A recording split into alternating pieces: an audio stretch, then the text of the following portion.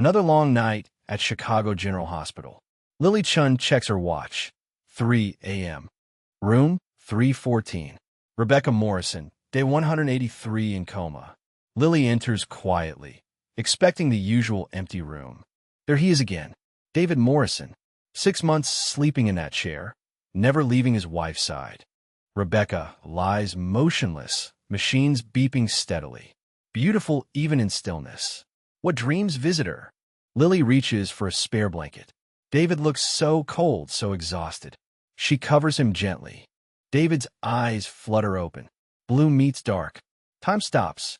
Thank you, he whispers, voice rough from sleep. Lily steps back quickly, heart racing. This feeling, it shouldn't be happening. Not here. Not with him. Sorry, I fell asleep, David says, running fingers through his hair. How was she tonight? Lily forces professionalism. Stable. All vitals normal. But her voice betrays her inner turmoil. David gazes at Rebecca. 6 months, he murmurs. Does she hear me when I talk to her every day? Studies show coma patients often hear everything, Lily says gently. Your voice keeps her fighting. David looks at her with profound gratitude. You believe she knows I'm here? Hope fills his voice. I do, Lily whispers, catching herself getting too involved. I should check other patients. Wait, David calls softly. I don't even know your name. You've been so kind these weeks. Lily pauses at the door. Every instinct screams to leave, but those blue eyes hold her. Lily Chun.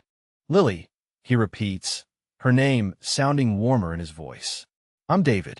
Thank you for caring. The way he says her name, Lily's pulse quickens.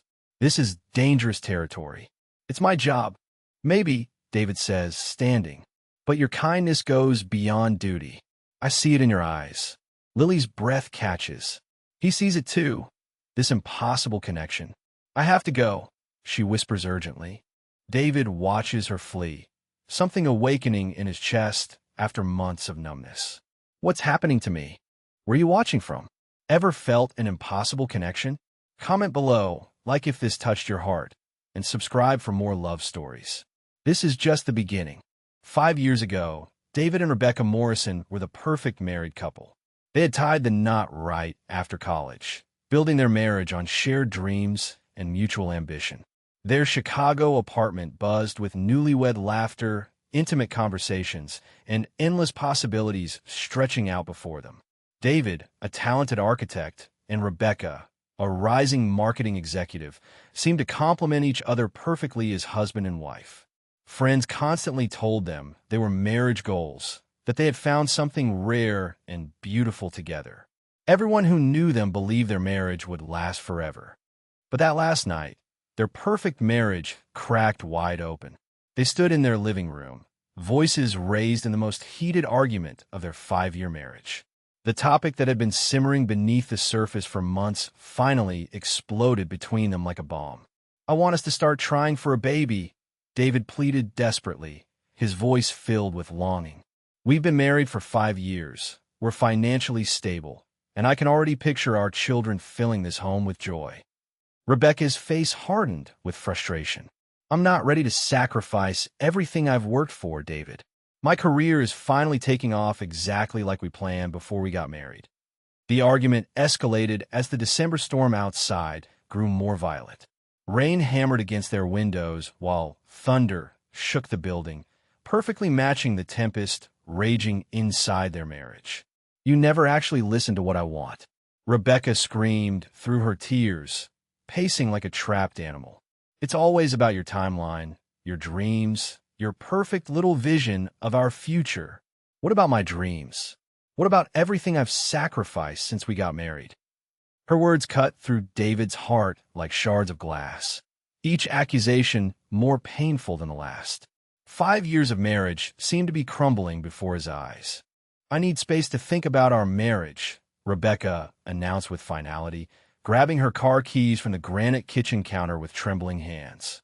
The storm outside had intensified dramatically, turning their street into a dangerous river of rushing water and debris. David's stomach dropped as he watched his wife head toward the door, panic rising in his chest like bile. Rebecca, please don't drive in this weather, he begged desperately, reaching toward her with outstretched arms. The roads are completely flooded. It's dangerous out there. Let's just talk this through as husband and wife, please. But her mind was made up. Rebecca paused at their apartment door, her hand gripping the cold metal handle, tears streaming down her beautiful face in rivers of pain and frustration. For just a moment, David thought his wife might change her mind and stay with him. Their eyes met across the room, 5 years of marriage and shared dreams hanging in the balance between them like a fragile spider web. "I can't do this right now, David," she whispered brokenly, her voice barely audible above the storm. "I just can't handle being your wife right now." The door slammed behind her with such violent force that their wedding photo fell from the wall and shattered on the floor. 2 agonizing hours later, David's phone pierced the terrible silence with its urgent, shrill ring. He'd been pacing their apartment like a caged animal, checking his phone obsessively every few minutes, praying for a text from his wife saying she was safe somewhere. The caller ID showed Chicago General Hospital, and his blood turned to ice water in his veins. "Mr. Morrison? This is Dr. Sarah Chun from Chicago General Hospital. Your wife Rebecca has been in a severe motor vehicle accident. She's in critical condition, and you need to come to the emergency room immediately." The words shattered his world completely. Their marital fight seemed so meaningless now, so incredibly stupid and selfish. David ran through the sterile hospital corridors like his life depended on it, his dress shoes slipping on the polished floors with each desperate stride. The antiseptic smell burned his nostrils while the constant symphony of beeping monitors and overhead pages created a surreal nightmare around him. Medical staff moved with practiced efficiency through the halls, but everything felt underwater, distorted by his panic and disbelief.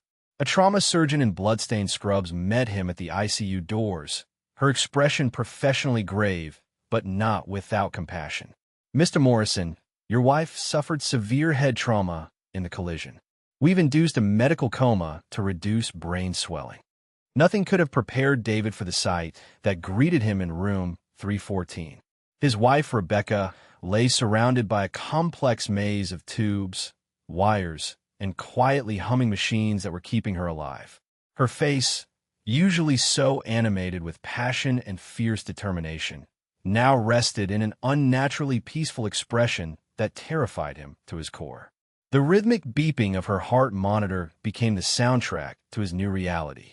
Part of her beautiful blonde hair had been shaved away for emergency surgery, and white bandages covered the trauma to her skull. Her wedding ring still gleamed on her finger, a symbol of vows that now felt like a lifetime ago. David collapsed into the uncomfortable plastic chair that would become his second home and gently took his wife's cold, unresponsive hand in both of his shaking ones. "I'm so sorry, my love," he whispered brokenly, his voice cracking with overwhelming guilt and grief that threatened to consume him entirely. "This is entirely my fault as your husband. If I hadn't been so selfish about wanting children right now, if I had actually listened to your fears and concerns about your career, if I had physically stopped you from leaving in that horrible storm." The guilt consumed him completely, rewriting everything he thought he knew about himself as a husband. He made a vow that night to never leave his wife's side. Present day. 6 months have passed since that tragic night, and Lily Chun has watched David's unwavering devotion to his wife with growing admiration and something deeper she doesn't want to name or acknowledge. Every single day, without fail, he's there beside Rebecca's bed as the most devoted husband she's ever seen, talking to her unconscious form about everything from the weather to his architectural projects, reading her favorite novels aloud, playing her preferred music softly through his phone speakers. His dedication as a husband touches something profound in Lily's professional heart, but lately, she's realized her feelings have grown far beyond professional respect. The way he speaks so tenderly to his wife, his gentle care, his absolute refusal to give up on their marriage, it all calls to something deep within Lily's own lonely heart, and that terrifies her completely. 3 weeks have passed since that first meaningful exchange, and Lily finds herself genuinely looking forward to her visits to room 314. What started as professional duty has become something deeper. Tonight, as she checks Rebecca's vitals, David seems more talkative than usual, though she can see the weight of months of guilt and sleepless nights etched in every line of his face. The comfortable rhythm they've developed, her medical checks, his quiet updates about his day, has become the highlight of both their routines, though neither would admit it aloud. "I can't stop thinking about that night," David says suddenly, his voice heavy with self-recrimination as Lily adjusts Rebecca's fore. "The things I said to her, the way I pushed about having children when she clearly wasn't ready. If I hadn't been so selfish, so insistent about my timeline, she never would have left in that storm. She'd be awake right now, probably working late at her office, complaining about her demanding boss." His hands shake slightly as he runs them through his hair. "Every single day, I replay that argument, wondering how I could have handled it differently, how I could have kept my wife safe." Lily's heart aches at the raw pain in his voice. Setting down Rebecca's chart, she finds herself speaking from the heart rather than from professional training. "David, you can't blame yourself for a car accident. Married couples argue. It's normal. It's human. You couldn't have known what would happen. The storm, the other driver who ran the red light. None of that was your fault." Her voice is gentle but firm, and she realizes she's moved closer to his chair without thinking. "Rebecca wouldn't want you destroying yourself with guilt. She'd want you to forgive yourself and find a way to live again." David looks up at Lily with such profound gratitude that it takes her breath away. "You really believe that? That she wouldn't blame me?" For the first time in months, there's a glimmer of hope in his tired blue eyes. "I keep thinking that if she wakes up, the first thing she'll do is tell me how right she was, how I ruined our marriage by being so pushy about starting a family." He pauses, studying Lily's compassionate face. "You have a way of making things seem less hopeless. I haven't felt that in, God, I can't even remember how long it's been since someone made me feel like maybe I'm not the worst husband in the world. Art helps me when I'm overwhelmed with guilt or sadness." Lily offers softly, surprised by her own openness. "I used to paint in college, before nursing school consumed my life. There's something about creating something beautiful that puts everything into perspective. I always dreamed of visiting the great art museums in Europe, seeing the masters work in person." She immediately wonders why she's sharing something so personal, but David's face lights up with genuine interest for the first time since she's known him. "Do you appreciate art? I know it's not everyone's preference." "Are you kidding? I absolutely love art," David exclaims, and Lily is startled to see his first genuine smile in all the weeks she's known him. "Rebecca and I used to spend Sundays at the Art Institute. And music, I have every Chopin piece ever recorded, and don't get me started on Bach's Brandenburg concertos. There's something about the mathematical precision combined with pure emotional expression." He leans forward excitedly. "I actually used to dream about traveling to Vienna and Prague, visiting all the concert halls where the great composers performed. Rebecca thought I was crazy for wanting to spend our vacation money on classical music tours instead of tropical beaches. Vienna and Prague. Those are exactly the cities I've dreamed of visiting since I was a teenager." Lily exclaims before she can stop herself, her professional composure completely forgotten in her excitement. "I used to spend hours looking at pictures of the Vienna State Opera House and the Prague Castle concerts. I always imagined what it would be like to hear Mozart performed in the city where he lived and composed. My college roommate thought I was completely insane for spending my spring break money on classical music CDs instead of party trips." She realizes she's moved even closer to David's chair, drawn in by their shared passion.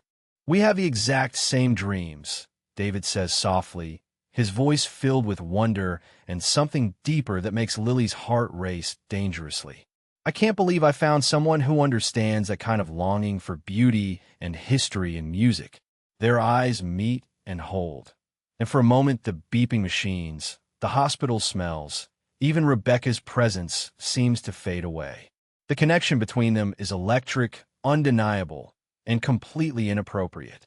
Lily can see her own conflicted feelings reflected in David's eyes. The same mixture of attraction, guilt, and desperate longing for human connection that she's been fighting for weeks. Reality crashes back over Lily like a bucket of ice water. She steps back from David's chair so quickly she nearly stumbles, her heart pounding with panic and shame. This is exactly what she swore wouldn't happen. She's supposed to be Rebecca's nurse, not developing feelings for her patient's husband.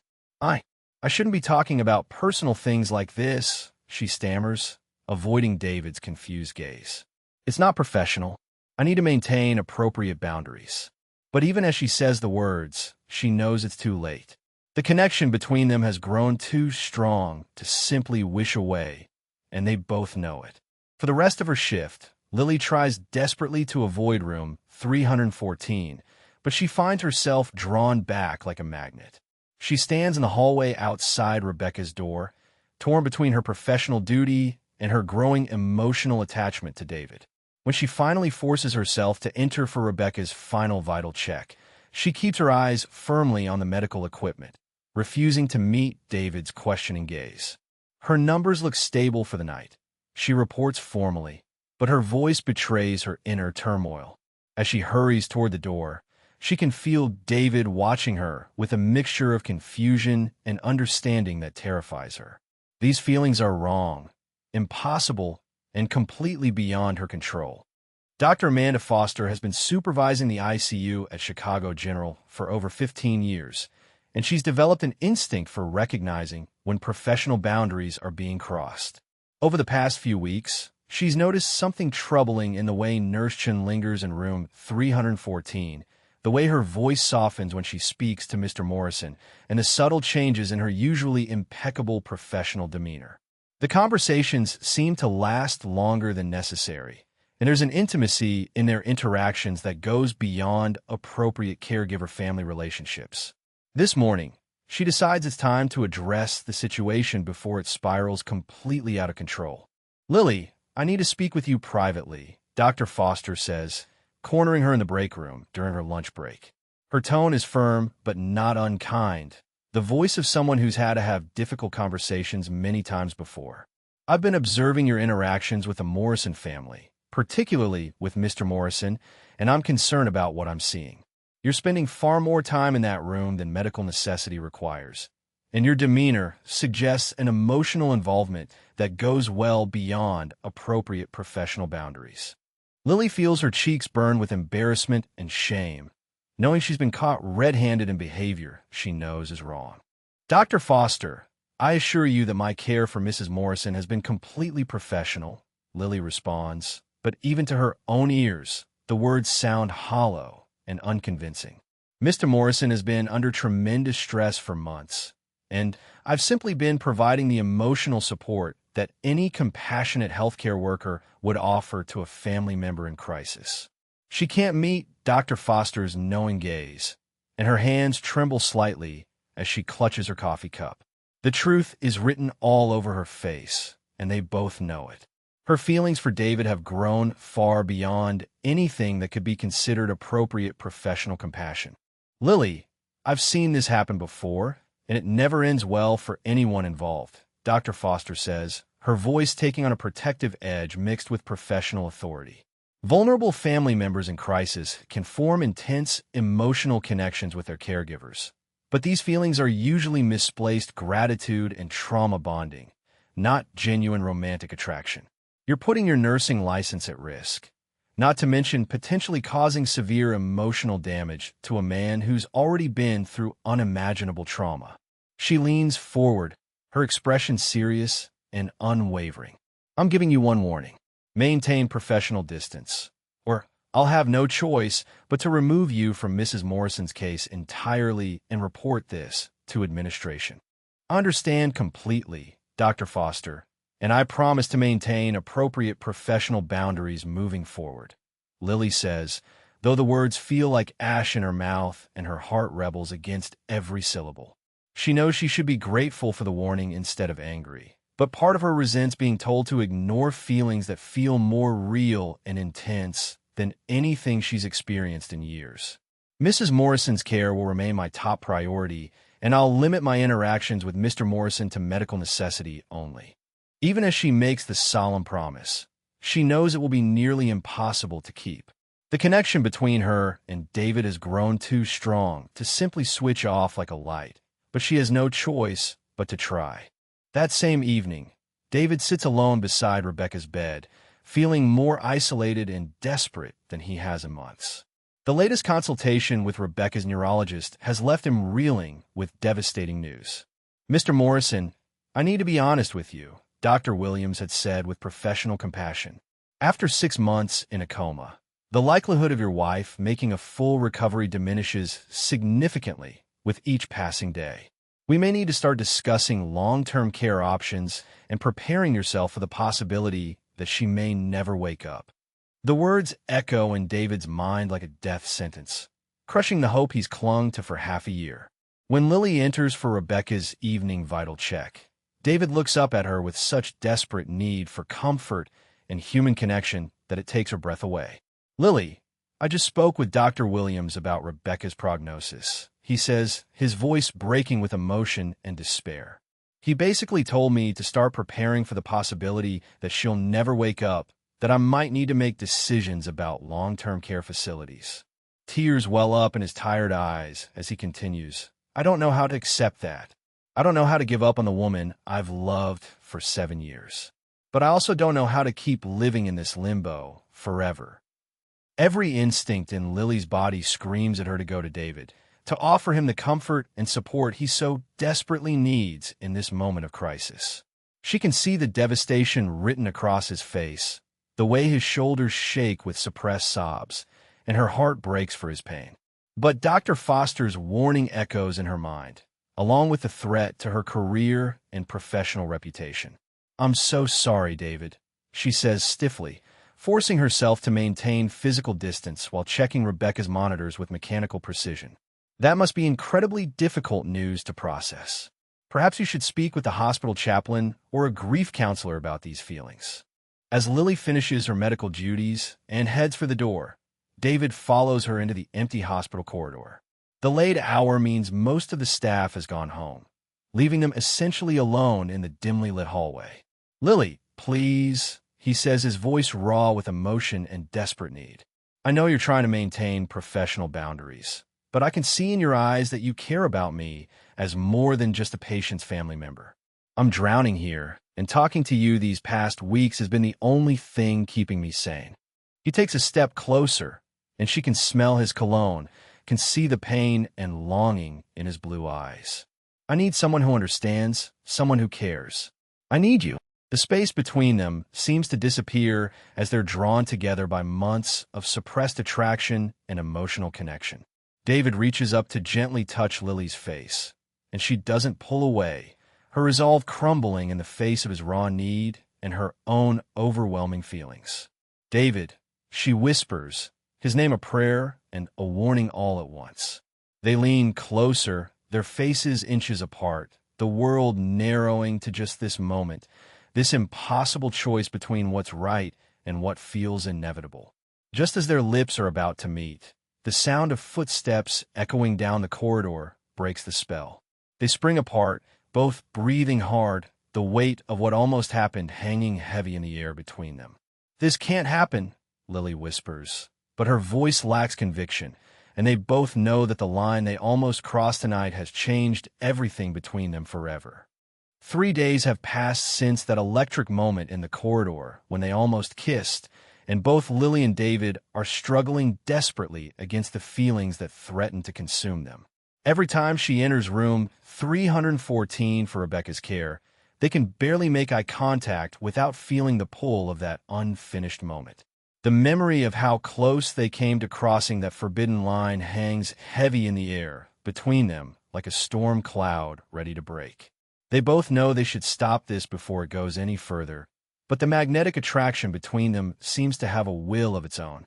Lily forces herself to speak in clipped, professional tones whenever she must interact with David, focusing solely on Rebecca's medical needs with mechanical precision.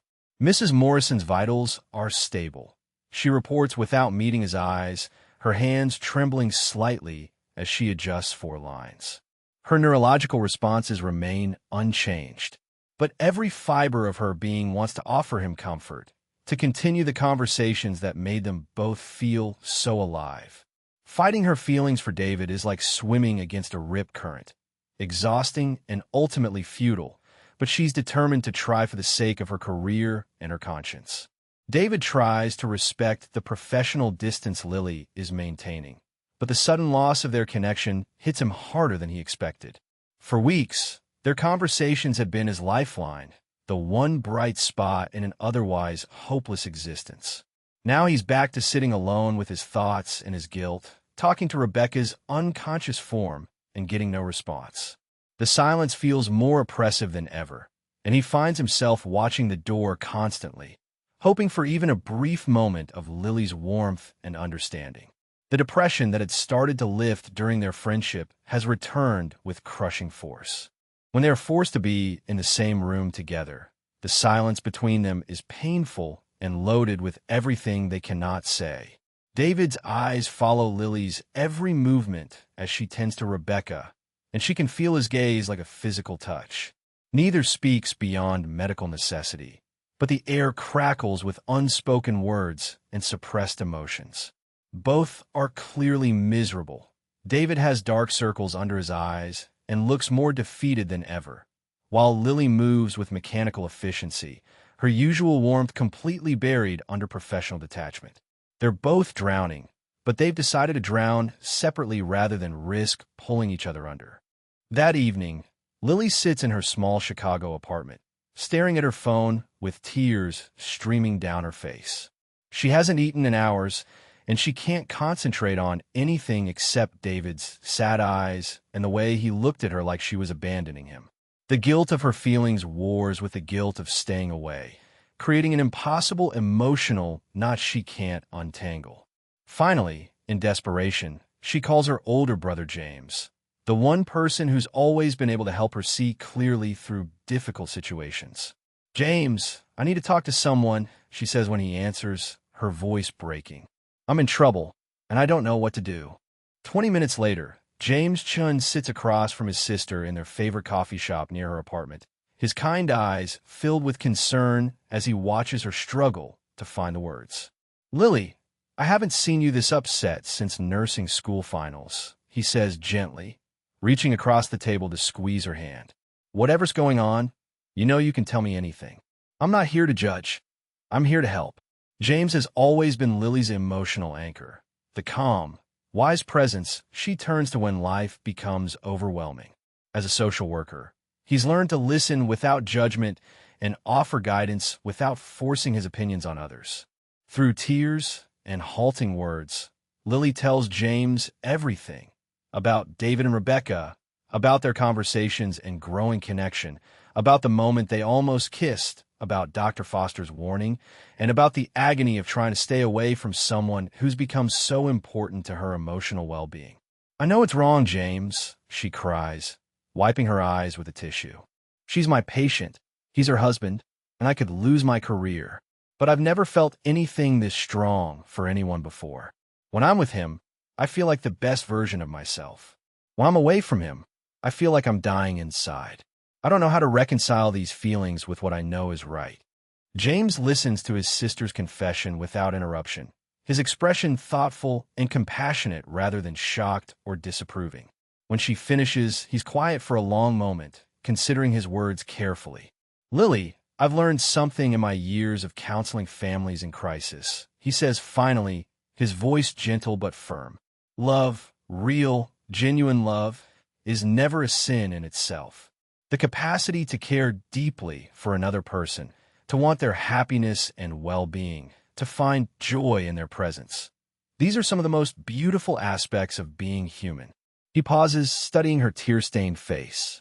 But the circumstances surrounding that love, those matter enormously. "The question isn't whether what you feel for David is real or meaningful," James continues, leaning forward intently. "For what you've told me, it clearly is both of those things. The question is whether acting on those feelings would cause more harm than good, to you, to him, to his wife, to everyone involved." He takes a sip of his coffee, giving Lily time to process his words. "Sometimes the most loving thing we can do is step back, even when it breaks our hearts. And sometimes love means fighting for what we believe in, regardless of what others think. The challenge is knowing which situation you're in, and I can't make that choice for you. James's words, meant to provide clarity, only deepen Lily's confusion and internal conflict. She drives home that night with his voice echoing in her mind. Love is never a sin, but circumstances matter.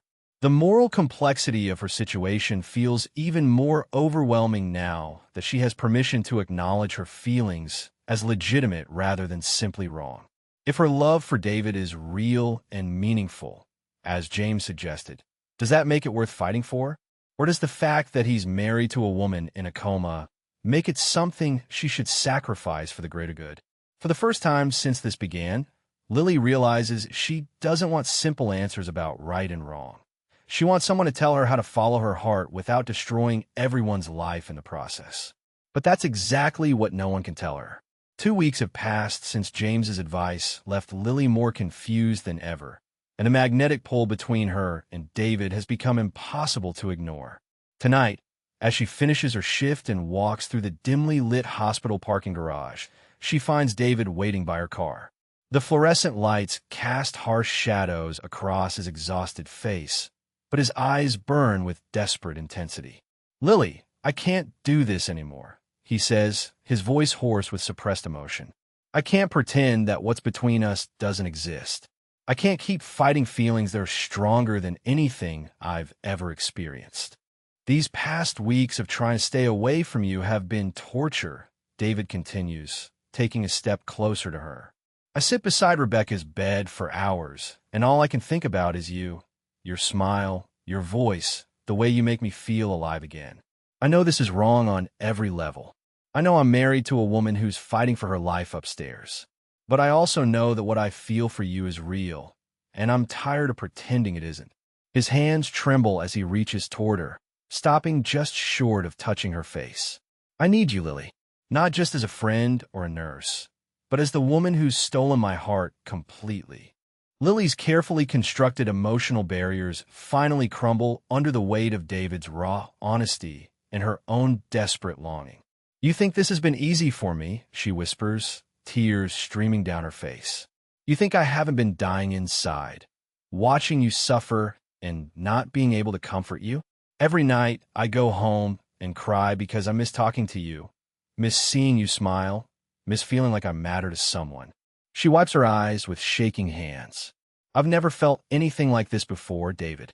What we have, it's not just attraction or loneliness. It's something deeper, something that terrifies me because it's so real." Unable to resist any longer, David cups Lily's face in his hands and pulls her toward him. "Then stop fighting it," he whispers against her lips. "Stop fighting us." Their mouths meet in a kiss that's been months in the making, desperate, passionate, and filled with all the love and longing they've been suppressing. Lily melts into his embrace, her hands fisting in his shirt as she finally surrenders to the connection that's been consuming them both. This kiss is different from their almost moment in the corridor. This time, nothing interrupts them, nothing pulls them apart. They lose themselves in each other completely, finally giving in to the inevitable. When they finally break apart, both are breathing hard, their foreheads pressed together as the reality of what just happened settles over them. "I should feel terrible about this," Lily whispers, her voice filled with wonder and confusion. "I should be consumed with guilt, and part of me is. But mostly I just feel happy for the first time in months." David's thumb traces her cheek gently. "I know exactly what you mean," he says softly. "I've been carrying this crushing weight of guilt and grief for so long, and right now, holding you, I feel lighter than I have since the accident. Is that wrong of me? Does that make me a terrible person?" "We can't keep meeting like this in public," David says, glancing around the parking garage nervously. "If Dr. Foster sees us together." Lily nods, understanding the implications. "My apartment," she suggests quietly, "after my shifts. We can't risk being seen at the hospital or anywhere Rebecca's family might go." The weight of what they're planning, secret meetings, hidden romance, settles over them both. "This has to stay completely between us," she continues. "No one can know. Not your friends, Not mine, not anyone. David takes her hands in his expression serious. I promise. Whatever this is between us, we'll protect it by keeping it private. Over the following weeks, Lily and David begin living a double life that's both exhilarating and exhausting. Their secret meetings become the highlight of both their existences. Stolen hours in Lily's apartment where they can talk freely, laugh together, and explore the deep connection that's been building between them. David brings takeout from their favorite restaurants, and they sit on her couch sharing dreams and fears like they're a normal couple. The intensity of their hidden romance is heightened by its forbidden nature. Every kiss feels electric. Every conversation feels precious. Every moment together is stolen from a world that would condemn them if it knew. Despite the joy he finds with Lily, David struggles with an internal war that threatens to tear him apart. Sometimes I sit beside Rebecca's bed and talk to her about my day, and I realize I'm editing out the most important part of you. He confesses to Lily one evening as they lie entwined on her couch. I tell her about work, about the weather, about the nurses who are taking care of her, but I can't tell her about the woman who's become everything to me. The guilt is eating me alive, but I can't give this up. I can't give you up. His voice breaks with emotion. Does that make me a monster? Loving my wife and loving you at the same time. Lily faces her own impossible emotional division as she continues caring for Rebecca while conducting a secret affair with her husband. Every time I check her vitals, every time I adjust her position or change her floor, I wonder if she can somehow sense what's happening between us, she tells David, her voice heavy with guilt and confusion. She looks so peaceful, so trusting, and here I am betraying that trust in the worst possible way. But then I see how happy you are now, how alive you've become since we've been together. And I think maybe love isn't always simple. Maybe sometimes it's messy and complicated and morally ambiguous. As their secret relationship deepens over the following weeks, both David and Lily find themselves falling more completely in love despite the impossible circumstances. Their stolen moments together become more precious than either could have imagined. Quiet dinners where they talk for hours, gentle touches that communicate more than words ever could, and a growing sense that they've found something rare and beautiful in the midst of tragedy. I never believed in soulmates before I met you, David whispers one night as they hold each other close. But now I can't imagine a universe where we weren't meant to find each other, even if the timing is all wrong. Lily traces patterns on his chest, her heart full of love and terror in equal measure.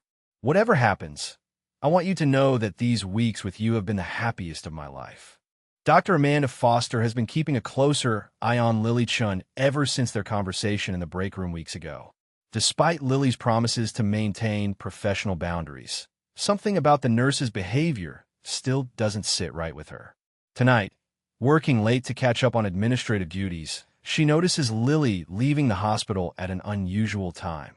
Not her normal shift end, and she seems to be in a hurry. Foster's instincts tell her that the situation with Mr. Morrison hasn't been resolved as cleanly as Lily claimed. She decides to investigate further, following at a discreet distance to see where Lily goes and who she might be meeting. Dr. Foster's worst suspicions are confirmed when she sees Lily and David Morrison embracing passionately beside Lily's car in the hospital parking garage. The intimate nature of their interaction, the way they hold each other, the obvious romantic connection between them, makes it clear that this has gone far beyond inappropriate professional boundaries in a full-blown romantic involvement. Foster watches in horror as they kiss deeply, their bodies pressed together with the familiarity of lovers rather than the distant politeness of healthcare provider and family member.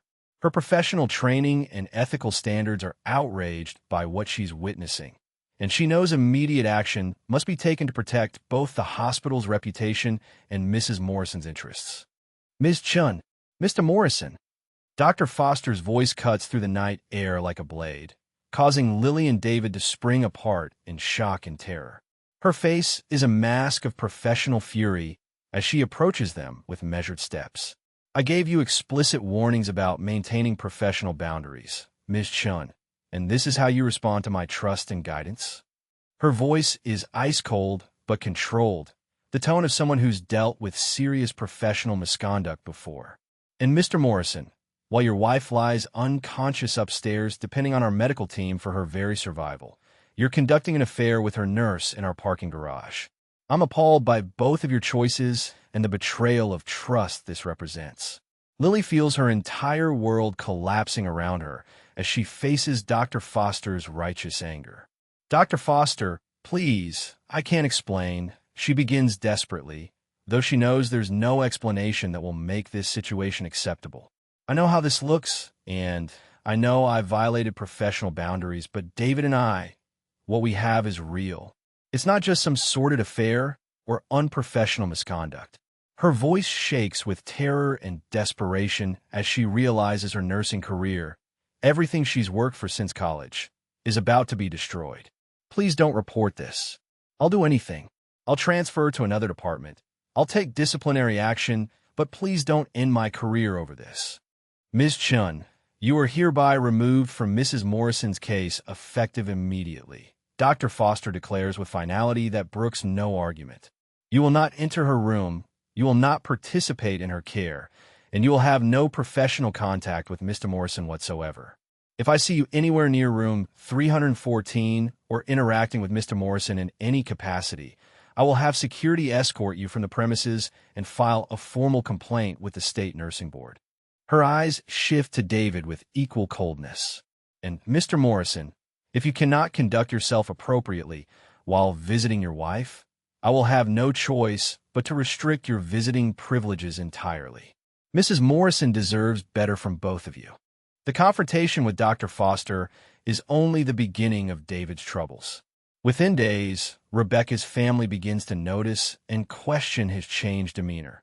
The way he seems distracted during visits, the fact that he's spending less time at the hospital, his general improvement in mood that seems inappropriate given his wife's condition. Rebecca's sister Sarah corners him one afternoon in the hospital cafeteria. "David, we need to talk," she says, her voice filled with suspicion and concern. "Mom and I have noticed you seem different lately. Almost like you're not as devastated about Rebecca's condition as you should be. Are you seeing someone? Because if you are, while our sister is fighting for her life, that's absolutely unforgivable." "Sarah, I can't believe you would even suggest that," David responds, forcing outrage into his voice while guilt eats away at his conscience. "I've been by Rebecca's bedside every day for 6 months. I've barely left the hospital except to go home and shower. How can you accuse me of being unfaithful to her when I've dedicated my entire existence to her recovery?" But his protests sound hollow even to his own ears, and he can see the doubt and suspicion in Sarah's eyes. "Maybe I seem different because I'm finally starting to accept that she might not wake up.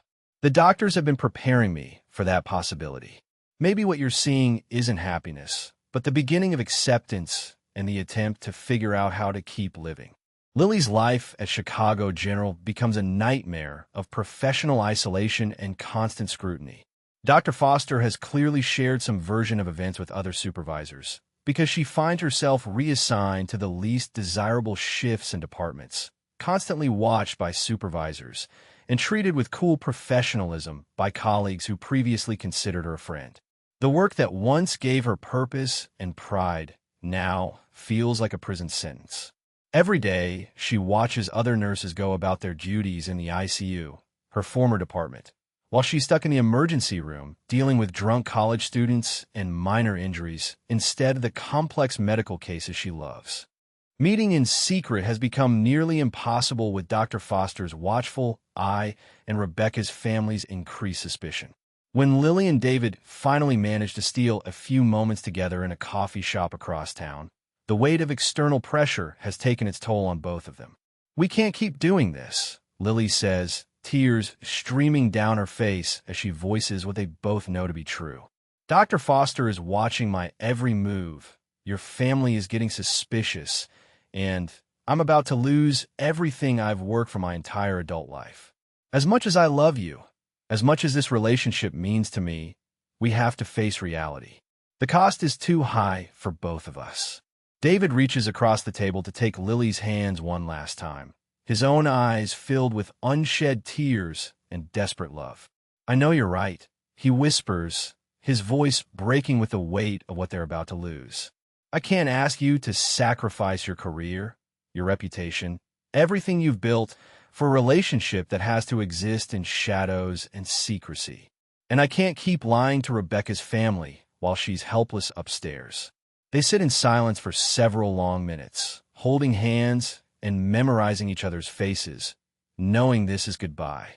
"I want you to know that these past weeks with you have been the happiest of my life," David says finally. "Whatever happens next, I'll never regret loving you." They part ways in the parking lot, both knowing they're walking away from the deepest love either has ever known. 2 weeks have passed since that heartbreaking goodbye in the coffee shop, and Lily sits in the hospital administrative office completing the paperwork for her transfer to the emergency department. The forms feel like a death certificate for everything she'd built in the ICU. Her expertise with critical care patients, her relationships with colleagues, her sense of purpose in helping families through their darkest hours. "Ms. Chun, your transfer will be effective Monday morning," the administrator says with bureaucratic politeness. "Dr. Foster has recommended that this change will be beneficial for your professional development." Lily nods numbly, knowing this is really exile disguised as opportunity, punishment for falling in love when she should have remained professionally detached. Lily's new position in the emergency department feels like professional purgatory. Instead of the complex, long-term patient relationships she thrived on in the ICU, she now deals with an endless parade of minor injuries, overdoses, and routine medical emergencies. The work is mind-numbing compared to the intellectual challenges of critical care, and she finds herself going through the motions without any real engagement or satisfaction. Her former ICU colleagues pass her in the hallways with polite but distant nods, clearly aware that something serious happened to cause her sudden transfer. The isolation is almost as painful as losing David, reminding her daily of everything she sacrificed for a love that ultimately couldn't survive in the real world. David has returned to his old routine of spending 24 hours a day at Rebecca's bedside, but the change in his demeanor is obvious to anyone who knew him before his relationship with Lily. Where once he maintained hopeful conversations with his unconscious wife, now he sits in exhausted silence for hours at a time. The spark of life that Lily had rekindled in him has been extinguished, leaving behind a man who looks more defeated and hollow than he did even in the first months after the accident. He goes through the motions of the devoted husband, holding Rebecca's hand, adjusting her blankets, speaking to her occasionally, but there's no real hope or energy behind his actions anymore. The loss of Lily has sent David spiraling into a depression deeper than anything he experienced immediately after Rebecca's accident. At least then he had hoped for his wife's recovery to sustain him. Now he has nothing, not hope for Rebecca, not the possibility of love with Lily, not even the basic will to take care of himself properly. He's lost weight, barely sleeps, and has stopped returning calls from his architectural firm about projects that need his attention. Rebecca's family notices his deterioration, but attributes it to the long months of stress rather than heartbreak over another woman. "David, you need to go home and rest," Rebecca's mother tells him during one of her visits. "You're no good to Rebecca if you make yourself sick." In the privacy of her apartment, Lily allows herself to fall apart in ways she can't at the hospital. She cries herself to sleep most nights, clutching the pillow that still faintly smells like David's cologne from the evenings he spent there. Food has lost its taste. Activities that once brought her joy feel pointless, and she finds herself staring at her phone constantly, fighting the urge to text him or call just to hear his voice. Her friends and family notice her dramatic mood change, but she can't explain the source of her heartbreak without revealing the inappropriate relationship that caused it. The isolation of her grief makes it even more unbearable. She's mourning the loss of the deepest love she's ever known, but she has to do it entirely alone. The forced separation doesn't prevent Lily and David from occasionally crossing paths in the hospital, and each encounter is like reopening a wound that's trying to heal. When Lily has to bring emergency department patients up to other floors, she sometimes catches glimpses of David through the ICU windows, and the sight of him looking so broken and alone makes her want to run to him despite all the consequences. Similarly, David sometimes sees Lily in the hospital corridors during his rare trips away from Rebecca's room, and the formal, professional way she nods at him before quickly looking away feels like a knife to his heart. These brief moments of visual contact are simultaneously the best and worst parts of their days, proof that what they had was real, but also painful reminders of what they can never have again. As the weeks of separation drag on, Lily comes to a devastating realization about the true depth of her feelings for David. This isn't just attraction or infatuation or even a serious relationship. This is the kind of love that happens once in a lifetime, if at all. She's never felt this empty without another person, never experienced the kind of bone-deep longing that makes every day feel like an eternity. The love she had for David wasn't wrong or inappropriate. It was profound and real and transformative. The circumstances were impossible, but the emotion itself was the most authentic thing she's ever experienced. "I can't live like this," she whispers to her empty apartment one night, the weight of that realization crushing her completely. David reaches the same earth-shattering conclusion about his feelings for Lily while sitting beside Rebecca's bed during one of his endless vigils. The love he felt for Lily wasn't a betrayal of his marriage or a temporary escape from grief. It was the deepest, most meaningful connection he's ever had with another human being. "I found my soulmate," he whispers to Rebecca's unconscious form, tears streaming down his face. "I found the person I was meant to spend my life with, and I had to walk away because loving her felt like betraying you. But what kind of life am I living now? What kind of existence is this, sitting here talking to someone who can't respond, while the woman who makes me feel alive is suffering alone somewhere else in this building?" Both Lily and David reach their emotional breaking points simultaneously, unable to continue living without the love that gave their lives meaning and purpose. Lily stares at her phone at 2 a.m., David's contact information glowing on the screen as she fights every impulse to call him. At the same moment, David sits in a hospital parking garage in his car, having walked out of Rebecca's room for the first time in weeks, because he couldn't stand another minute of the suffocating silence and hopelessness. They're both thinking the same thing. Conventional morality and professional ethics be damned. Some loves are too important to sacrifice for the approval of others. Life is short, happiness is rare, and they found something together that most people search for their entire lives without ever finding.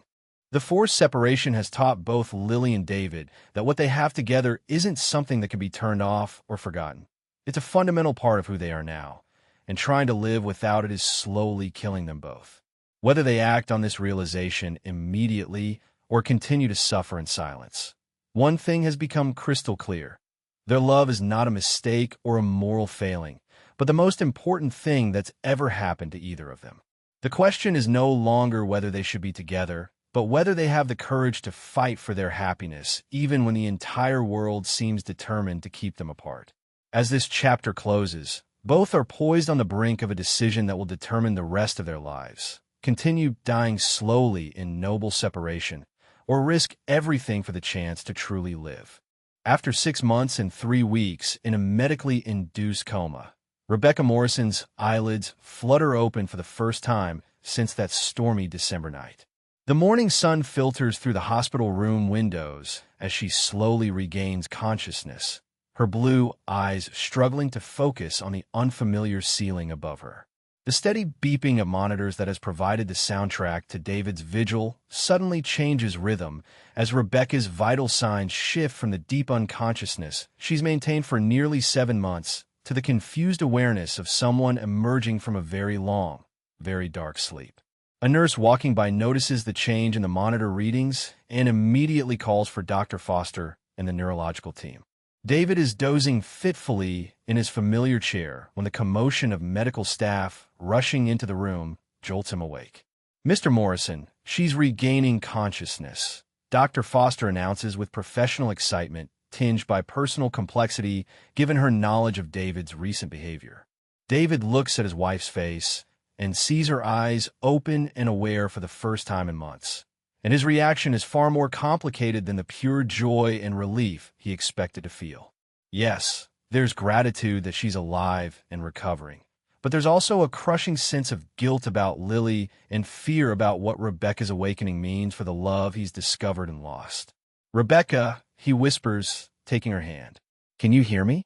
Rebecca's first attempts at speech are barely audible whispers, her voice hoarse from months of intubation and silence. "David," she manages to croak, her eyes searching his face with growing recognition and confusion. "Where? How long?" The medical team works efficiently around her, checking her neurological responses, testing her motor functions, and marveling at what appears to be a remarkably complete recovery from such an extensive coma. Dr. Foster explains that she's been unconscious for nearly 7 months, that she was in a car accident, and that David has been by her side throughout her recovery. Rebecca's eyes fill with tears as the magnitude of lost time begins to sink in, but there's something else in her expression, awareness that seems deeper than mere confusion about her medical situation. As Rebecca grows stronger over the next few days, she drops a bombshell that changes everything David thought he knew about her coma experience. "I heard you," she tells him during one of their private conversations, her voice still weak but gaining strength daily. "Not everything, but pieces. Conversations. I heard you talking to someone, a woman with a gentle voice who wasn't one of the regular nurses. Lily, I think you talked to her differently than you talked to me." David's blood turns to ice as he realizes that Rebecca has been at least partially aware during some of his interactions with Lily. "I heard you laugh with her in ways you never laughed with me, even before the accident. I heard the happiness in your voice when she was in the room." David's heart pounds with terror and guilt as he realizes that Rebecca knows about Lily, though he's not sure how much she actually understands about the relationship. "Rebecca, I can explain," he begins desperately, his mind racing to find a way to minimize the situation without outright lying to his newly awakened wife. "Lily was one of your nurses. She was kind of both of us during a very difficult time. If I seemed different when she was around, it was just because she gave me hope when I was losing it. She helped me believe you might wake up when the doctors were telling me to prepare for the worst." But even as he says the words, David knows they sound hollow and insufficient. The truth is written all over his face, and Rebecca is too intelligent not to see it. What happens next shocks David more than Rebecca's awakening itself. Instead of anger or betrayal, Rebecca's face shows something closer to relief and understanding. "David, I need to tell you something, and I need you to listen without interrupting," she says, her voice growing stronger with each word. "Our marriage was already over before the accident. We both knew it, even if we weren't ready to admit it out loud. We were staying together out of habit and comfort, not love. The fight we had that night about having children, it wasn't really about children. It was about the fact that we had grown into completely different people who wanted completely different lives, and neither of us was brave enough to say so." Rebecca's next revelation is even more earth-shattering. "I wasn't just driving around aimlessly that night, David. I was going to meet someone, a man named Marcus from my marketing firm. We'd been involved for about 3 months before the accident. I was in love with him, and I was planning to ask you for a divorce after the holidays." David stares at his wife in complete shock, his entire understanding of their relationship and the accident crumbling around him. "The reason I was so angry about you wanting children wasn't just my career. It was because I knew I wanted to build a future with Marcus, not with you. I was a coward who couldn't face ending our marriage properly, so I was having an affair instead." "So you see," Rebecca continues, reaching for David's hand with surprising gentleness, "you didn't cause the accident by arguing with me about children. You didn't drive me out into that storm with your selfish demands. I left that night because I was running toward another man, away from a marriage that had died long before that December evening. The accident happened because I was distracted by guilt and excitement about seeing Marcus, not because of anything you said or did." She squeezes his hand weakly. "And if you found someone who makes you happy while I was unconscious, someone who helped you through the darkest period of your life, then I'm grateful to her. You don't owe me your loneliness or your faithfulness to a marriage that was already over." David sits in stunned silence as Rebecca's confessions completely reframe everything he thought he knew about their relationship, the accident, and his own guilt. The crushing weight of responsibility he's carried for 7 months begins to lift as he realizes that he wasn't the villain in their marriage's demise. They were both just two people who had grown apart and lacked the courage to address it honestly. "I don't know what to say," he admits, his voice shaking with emotion. "I've blamed myself for the accident every single day since it happened. I thought my selfishness about wanting children drove you out into that storm. And yes, I did fall in love with Lily. Deeply, completely in love in ways I never was even with you, if I'm being honest. But we ended things because of guilt and professional consequences." Rebecca's final gift to David is perhaps the most generous thing she's ever done. "David, I want you to call Lily. I want you to tell her that I'm awake, that I remember hearing her voice and knowing she cared about you, and that I'm grateful she was there when I couldn't be. Tell her that our marriage was over long before she came into your life, and that she has nothing to feel guilty about." She pauses, her eyes bright with unshed tears, but also with genuine happiness for his future. "Marcus has been visiting me since I woke up. He waited all these months not knowing if I would recover, and we still love each other. We're both getting a second chance at happiness, and so should you. Go find your nurse, David. Go find the woman who made you laugh again. Life is too short, and love is too rare to waste on guilt and what other people think is appropriate." The next morning, Rebecca looks stronger and more determined as she prepares to give David the final push he needs to reclaim his happiness. "David, I've been thinking all night about what I said yesterday, and I want to make sure you understand that I meant every word," she says, her voice clear and resolute. "You need to go to Lily today. Don't wait another hour, another day, another week. You've already lost months to guilt and circumstances that were never really your fault to begin with. Our marriage ended long before my accident, and you deserve to be with someone who loves you the way you deserve to be loved." She reaches for his hand with surprising strength. "I can see it in your eyes when you talk about her. You found your soulmate, David. Don't let her slip away because of misplaced loyalty to a marriage that was already over." For the first time in 7 months, David walks out of room 314 with purpose and hope instead of despair and obligation. Rebecca's blessing has lifted a weight from his shoulders that he didn't even realize he was carrying. The weight of guilt, of betrayal, of feeling like a terrible husband for falling in love while his wife lay unconscious. Now he understands that loving Lily wasn't a betrayal of Rebecca, but rather the discovery of something his marriage had never actually provided. His hands shake slightly as he pulls out his phone and scrolls to Lily's contact information, which he's looked at hundreds of times over the past weeks without having the courage to call. This time, he doesn't hesitate. "Lily, it's David. I need to see you. Rebecca is awake, and we need to talk. Please."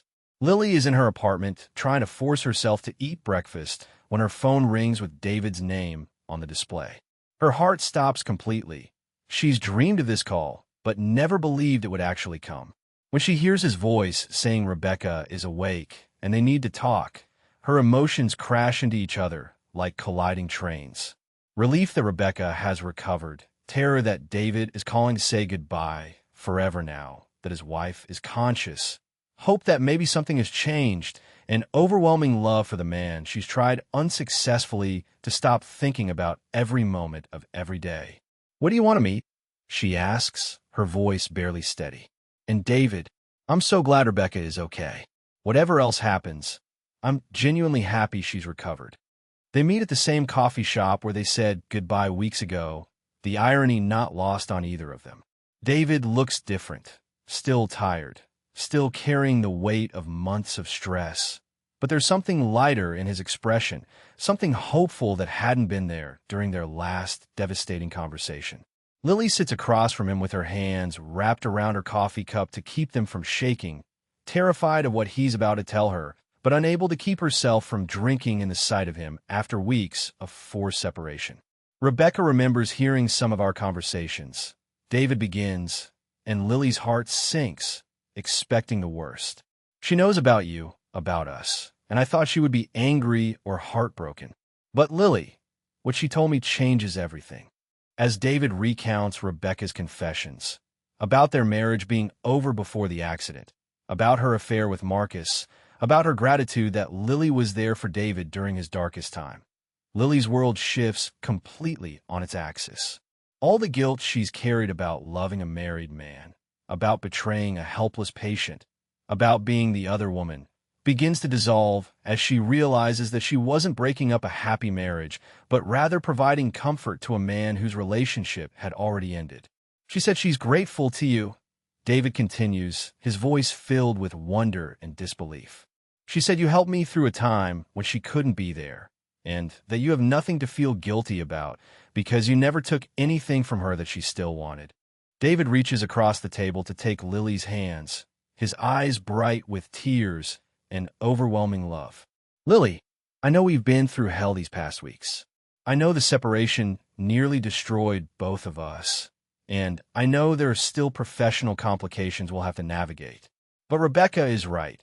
Life is too short, and love is too rare to waste on other people's opinions about what's appropriate or conventional. What we have together isn't wrong or shameful or something to hide from.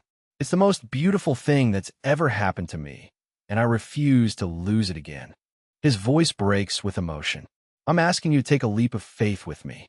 I'm asking you to build a life with me, openly and honestly, without shame or secrecy. Will you give us another chance?" Through tears of joy and relief, Lily finally allows herself to accept the love she's wanted more than anything else in the world. "Yes," she whispers, her voice shaking with emotion. "Yes, I want to build a life with you. I want to love you openly, without hiding, without shame, without constantly looking over our shoulders. These weeks apart have taught me that what we have is worth fighting for, worth risking everything for." She squeezes his hands tightly. "I love you, David.